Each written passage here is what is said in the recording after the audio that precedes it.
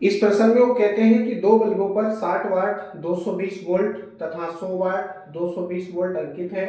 यदि इन्हें 220 वोल्ट वाली मेन लाइन के समांतर क्रम में जोड़ दिया जाए तो कौन सा बल्ब अधिक चमकेगा तथा क्यों? यदि बल्बों को श्रेणी क्रम में जोड़ दें तब क्या होगा? तो जो वैल्यू दे रखी है उनको लिखेंगे। यहाँ पर क्षमताएं दे रखी है दोनों बल्बों की अलग अलग। पहले बल्ब की क्षमता है P1 = 60 वाट और दूसरे बल्ब की क्षमता दे रखी है इन्होंने, वो कितनी है? 220 100 वाट है।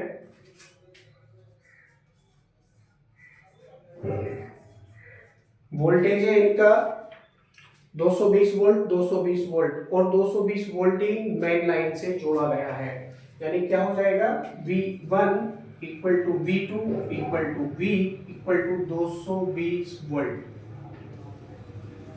ठीक है, 220 वोल्ट। ये तीनों विभवांतर बिल्कुल बराबर है। पहले बल्ब का विभवांतर बिल्कुल बराबर, दूसरे वोल्ट का विभवांतर बराबर है और मेन लाइन का जो विभवांतर है वो भी 220 वोल्ट ही है। अब दोनों को समांतर क्रम में जोड़ा जाता है भाई। पहले तो इनको समांतर क्रम में जोड़ा जाता है, लिखेंगे चौकिया चिन्ह लगा करके। दोनों बल्बों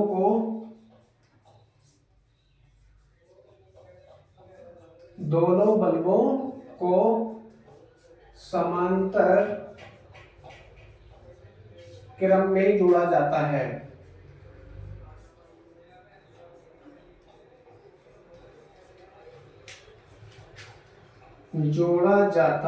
इसलिए दोनों बल्बों के सिरों पर समान विभवांतर उत्पन्न होगा।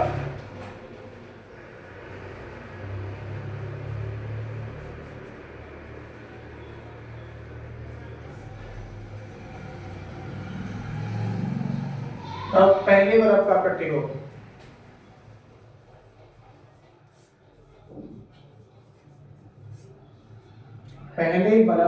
प्रतिरोध याद कर लेंगे अलग अलग दोनों के। जिसका प्रतिरोध ज्यादा होगा उसमें वही बल्ब ज्यादा चमकेगा, क्योंकि वोल्टेज तो बिल्कुल बराबर है। सूत्र है P = V²/R। तो R = क्या हो जाएगा? R1 = हो जाएगा V²/P1। V²/P1 पहले बल्ब का प्रतिरोध याद कर रहे हैं।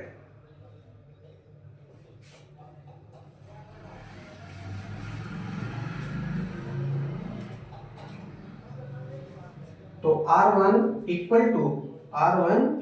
देखिए V की वैल्यू आपके पास में है 220, तो 220 × 220 करके आप इसको लिखेंगे बटे P1 की वैल्यू आपके पास में है 60 वाट।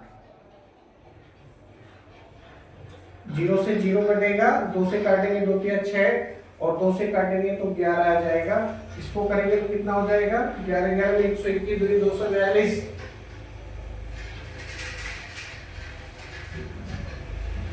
0/3 ओम। ये पहले बल्ब का प्रतिरोध आ गया। आप इसको काटेंगे तो कितना आ जाएगा?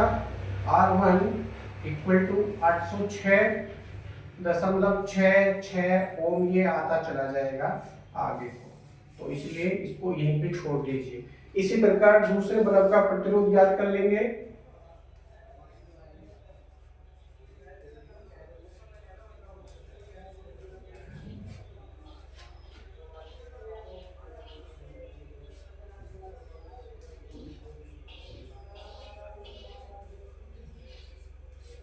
याद करेंगे तो प्राप्त होगा R2 = V की वैल्यू आपके पास में फिर से 220, तो 220 × 220 बटे P2 की वैल्यू आपके पास में है 100। तो 0 से 0 काट दीजिए, बचा केवल 22 × 22 गुणा करेंगे तो हो जाएगा 484 ओम।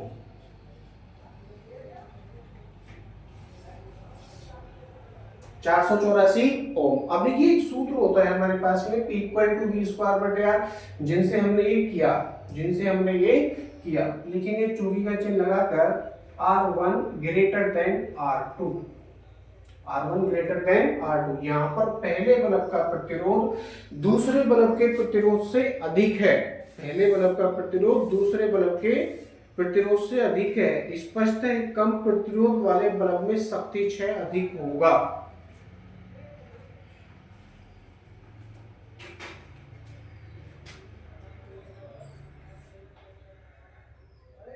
अब सूत्र है P equal to V square बटे R, P equal to V square बटे आर। यदि हम यहाँ से देखते हैं वोल्टेज तो दोनों का बराबर है, तो P प्रोपोर्शनल हो जाएगा 1 बटे आर के, P प्रोपोर्शनल 1 बटे आर।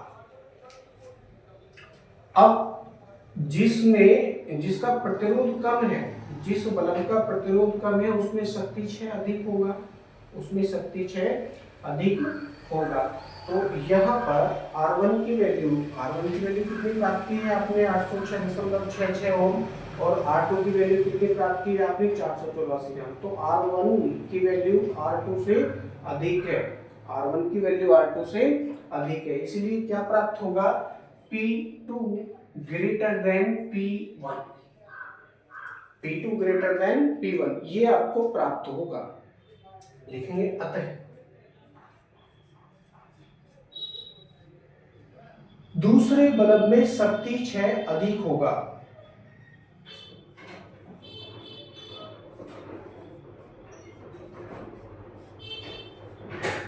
दूसरे बल्ब में शक्ति क्षय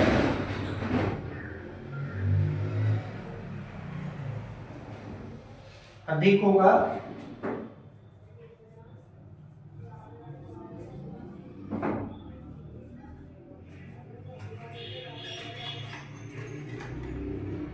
अधिक होने के कारण दूसरे बल्ब में शक्ति क्षय अधिक होने के कारण अधिक चमकेगा।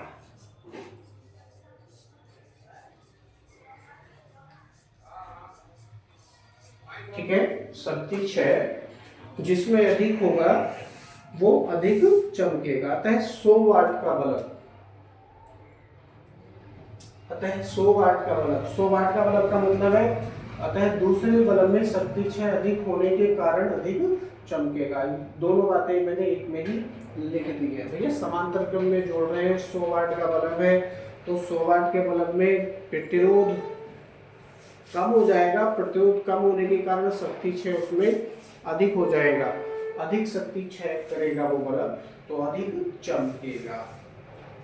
आगे कहते हैं यदि बल्बों को श्रेणी क्रम में जोड़े तब, तो दोनों बल्बों को यदि श्रेणी क्रम में जोड़ेंगे तो दोनों बल्बों में समान धाराएं प्रवाहित होंगी, दोनों बल्बों में समान धाराएं प्रवाहित होंगी।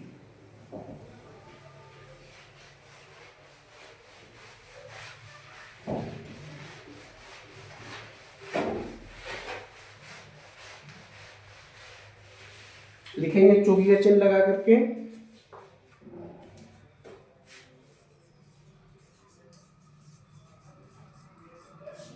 बल्बों को श्रेणी क्रम में जोड़ा जाता है,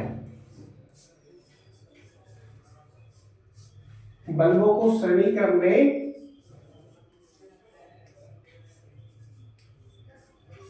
जोड़ा जाता है, इसलिए बल्बों में समान धाराएं या समान धारा प्रवाहित होगी।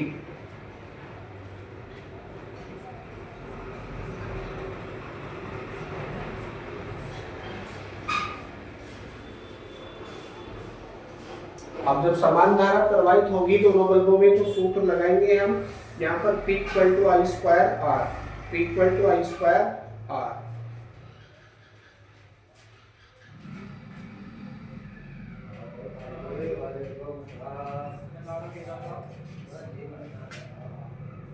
ये तब यहाँ लिखिए और डैश लगाओ, लिखेंगे पहले बल्ब में शक्ति क्षय,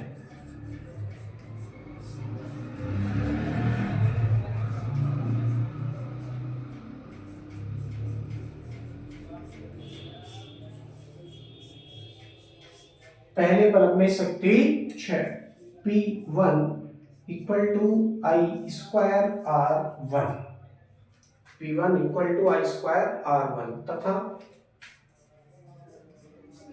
दूसरे बल्ब में शक्ति 6 ज्ञात करेंगे, P2 equal to I square R2। ये पहले बल्ब के लिए शक्ति 6 हो गया, ये दूसरे बल्ब के लिए शक्ति 6 हो गया। धाराएं तो दोनों में बराबर हैं क्योंकि दोनों श्रेणी क्रम में जुड़े हैं। श्रेणी क्रम में जुड़े होने के कारण समान धाराएं प्रवाहित हैं, परंतु उनके प्रतिरोध अलग अलग है। प्रतिरोध हमने पहले ज्ञात करे थे, तो पहले बल्ब का प्रतिरोध ज्यादा आया था, दूसरे बल्ब का प्रतिरोध कम हमको प्राप्त हुआ था। ठीक है, लिखेंगे चौकी का चिन्ह लगा करके R1 ग्रेटर देन R2, इसलिए क्या हो जाएगा P1 ग्रेटर देन P2। तो पहले बल्ब में शक्ति 6 यहाँ पर अधिक है, दूसरे बल्ब में शक्ति 6 कम है। लिखेंगे चौकी चिन्ह लगा करके 60 वाट वाले बल्ब में शक्ति 6 अधिक होने के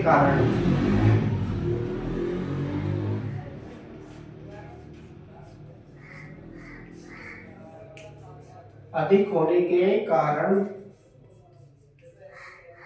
अधिक चमकेगा।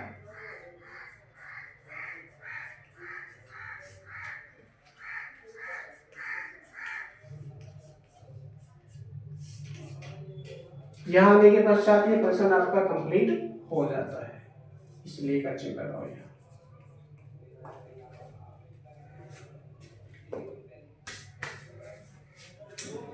तो इससे क्या सिद्ध हुआ? इससे ये सिद्ध हुआ कि जब दोनों बल्ब समांतर क्रम में जुड़ रहे थे तो समांतर क्रम में जुड़े होने के कारण 60 वाट का बल्ब अधिक चमकेगा, और दोनों बल्बों को जब श्रेणी क्रम में जोड़ दिया जाएगा तो समान धाराएं प्रवाहित होंगी, तो जिसका प्रतिरोध अधिक होगा उसमें शक्ति 6 अधिक होगा, तो पहले बल्ब जो आपका 60 वाट का है वो अधिक चमकेगा।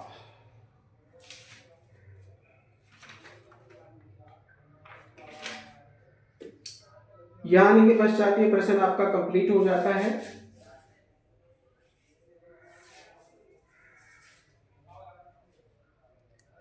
इसमें एक और प्रश्न ले लेते हैं। वो इस प्रश्न में कहते हैं कि 450 वाट की एक वैद्युत इस्त्री को 225 वोल्ट की लाइन पर प्रयोग करने के लिए बनाया गया है, इसका प्रतिरोध क्या है। सेकंड क्वेश्चन में पूछते हैं इसमें ऊर्जा क्षय की दर क्या है। थर्ड में पूछते हैं कि लाइन का वोल्टेज गिरकर 200 वोल्ट रह जाए तो इस्त्री कितनी शक्ति लेगी। कर लेते हैं इसको, जो दे रखा है उसको लिख लेंगे।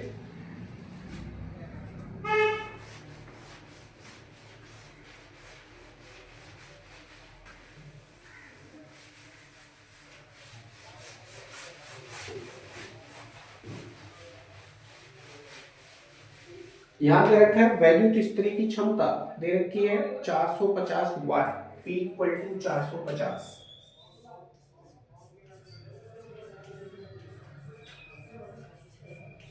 वाट, और दे रखा है उन्होंने 225 वोल्ट की लाइन पर प्रयोग करने के लिए बनाई है। V इक्वल टू 225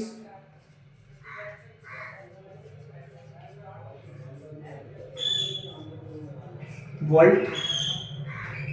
पूछते हैं इसका प्रतिरोध क्या है, तो सबसे पहले इसका प्रतिरोध ही हम ज्ञात कर लेते हैं।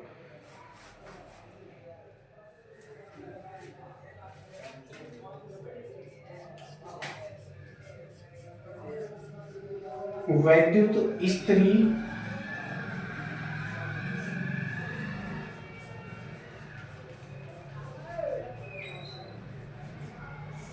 का प्रतिरोध, देखिए सूत्र है P equal to V square बटे आर, तो आर इक्वल टू क्या हो जाएगा, आर इक्वल टू हो जाएगा वी स्क्वायर बटे P, R equal to V square बटे पी। इसके अनुसार हम इसको हल करेंगे।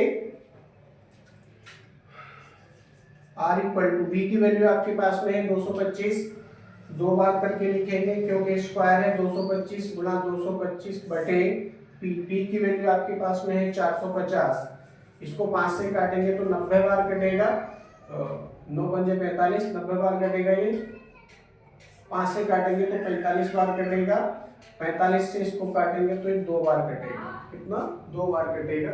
2 से इस 225 को काटेंगे तो 2 एकम 2, 2 एकम 2, 2 दूनी 4.5 यानी 112.5 ओम ये हो जाएगा। तो प्रेस का जो प्रतिरोध है वो कितना आ गया? R इक्वल टू 112.5 ओम ये हो जाता है। यहाँ पर आने के पश्चात इसके पहले खंड का आंसर हमको प्राप्त हो जाता है 112.5 ओम। 112.5 ओम। आगे पूछते हैं ये इसमें ऊर्जा क्षय की दर क्या है? अब ऊर्जा क्षय होने की दर या ऊष्मा उत्पन्न होने की दर क्या है? उसकी क्षमता के बराबर है P equal to 450 watt. Second question पूछते हैं ये ऊर्जा क्षय की दर।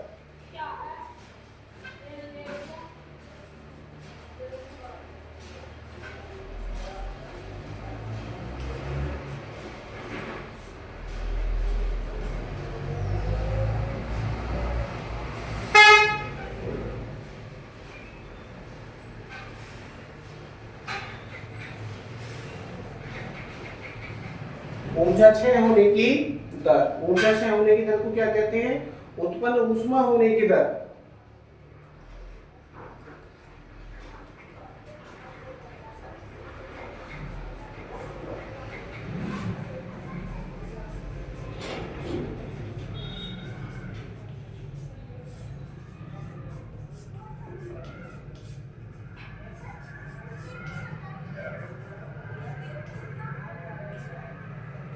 वो कितनी है? P इक्वल टू इसकी क्षमता कितनी है? 450 वाट।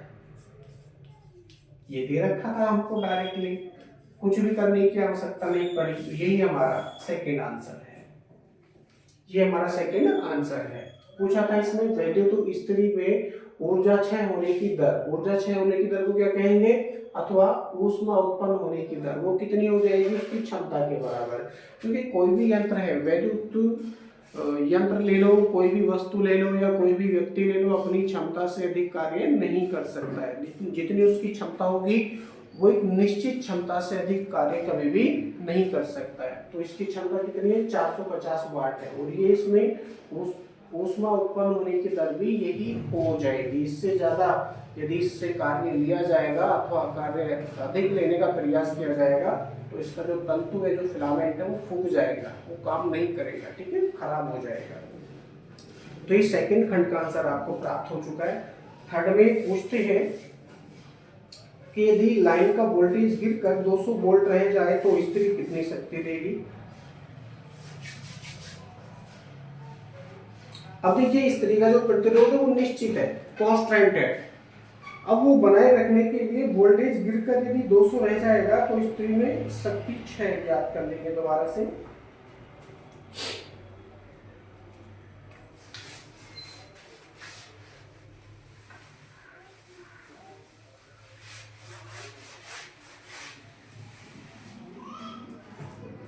क्वेश्चन नंबर थर्ड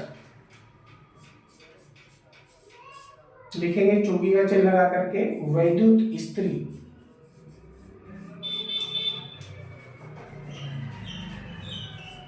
वैद्युत इस्त्री का प्रतिरोध नियत है।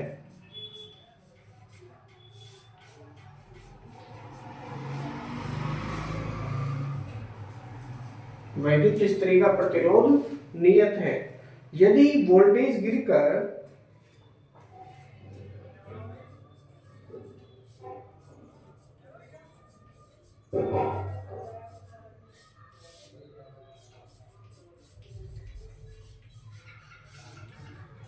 अब गिरे वोल्टेज को मैं V' से दर्शा रहा हूं, कितना रह जाए? गिरा हुआ वोल्टेज 200 वोल्ट रह जाए तो 200 वोल्ट रह जाए।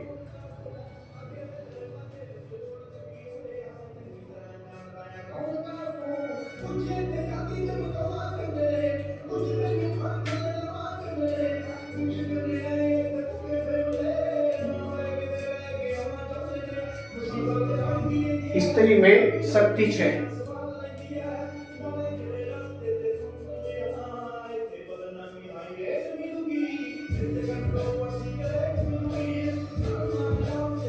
D dash equal to V dash square बटे आर।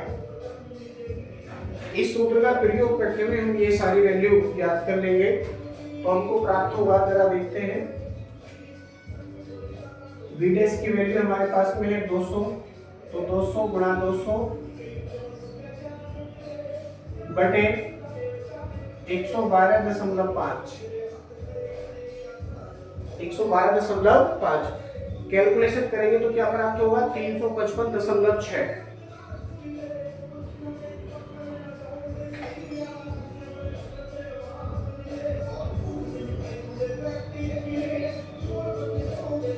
वाट।